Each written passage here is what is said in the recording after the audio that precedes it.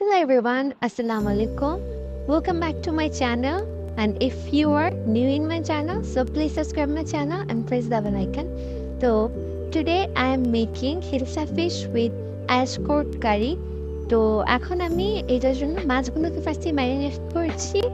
আর এখন আমি এখানে ওই চাল কুমড়াগুলোকেও কিন্তু এভাবে করে কেটে স্লাইস করে নিয়েছি। আর এখন একটা ফ্রাইং প্যান বসিয়ে দিয়েছি 3 চামচ তেল দিয়ে মাছগুলোকে চুলায় মিডিয়াম হিটে কিন্তু উল্টে পাল্টে ভেজে নিব। আর মাছের ম্যারিনেশনের সময় কিন্তু আমি হলুদ মরিচ আর লবণ দিয়েছিলাম।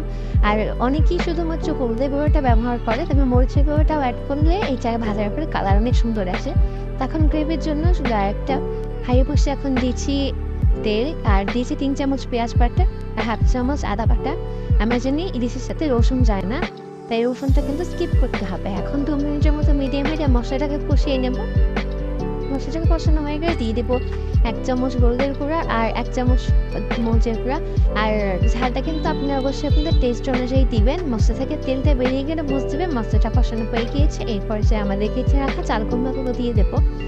চাল কুমড়াগুলোকে দিয়ে চুলার হিটটা মিডিয়ামে রেখে এটাকে ভালো করে কিছুক্ষণ কষিয়ে নিতে হবে সব মশলার সাথে।